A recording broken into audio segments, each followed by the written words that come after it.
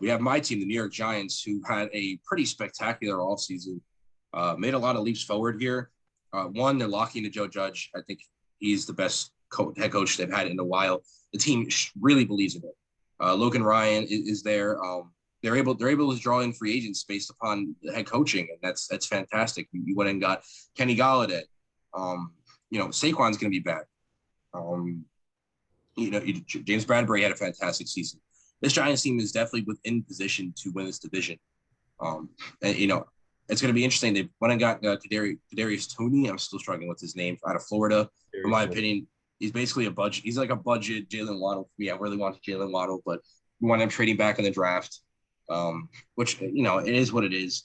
My only concern with this team, really, and I'm sorry to say as Giants fans, I know you guys are really going for it, but I don't know if I believe in Daniel Jones at this point.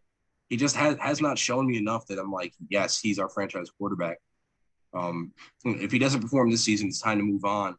Do I hope he does so we can make a playoff run? Yes. Do I think we're Super Bowl contenders? Absolutely not. We have a solid, talented roster. We have a lot of talent around the roster. We have a lot of depth to our roster.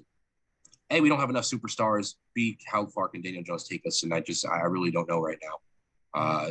They're a big question mark for me. Do I think we'll win the division? Yes, behind Joe Judge coaching and players' beliefs and just putting a full fourth effort into it. Yes, we'll win the division. Maybe we'll win a playoff game, but I really don't see us going any farther than that. And I don't know how far Daniel Jones is going to take us and if he's the answer for our future. Max? Yeah, I'm not going to add a ton to what you said, other than I do agree that they'll go about as far as Daniel Jones takes them. You just got to stop turning the football over. Yeah. If you can't take care of the football, you're not going to be a successful quarterback. He's got to start making good decisions. And I don't know. I don't know if it's going to happen. One thing I got to get your opinion on is, what did you think of the whole fight in Giants practice a couple weeks ago? I don't think much of it. Players fight all the time. It's like, right. They get aggressive and they start fighting.